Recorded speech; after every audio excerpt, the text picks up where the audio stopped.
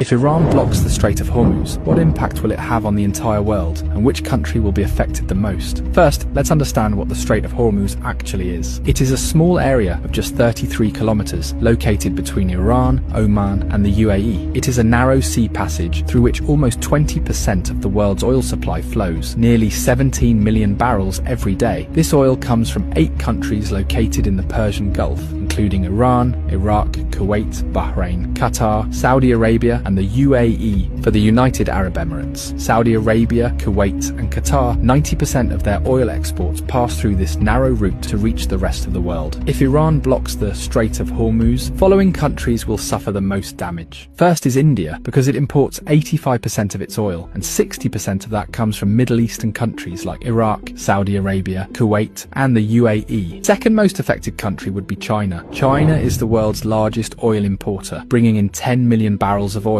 every day. 40% of China's oil imports pass through this Strait of Hormuz. If the Strait of Hormuz is blocked, China's economy could suffer a massive blow, and if China's economy is shaken, its effects will be felt all over the world. The third most affected country would be Japan, as it imports 90% of its oil, and 75% of that passes through the Strait of Hormuz. The fourth most affected country would be Saudi Arabia. 80 to 90% of Saudi Arabia's oil goes to the rest of the world through Strait of Hormuz, while only 10% goes to Europe via its Red Sea coastline. So if this choke point is blocked, Saudi Arabia's economy will be heavily impacted. Fifth is Pakistan, which gets about 90% of its oil through the Strait of Hormuz. This oil meets around 27% of the country's energy needs. Next comes the European countries like France, Germany, and Italy, which on average get 10% of their oil through the Strait of Hormuz. Globally, experts warn that oil prices could soar past $150 a barrel, causing widespread inflation and possibly triggering a major global recession.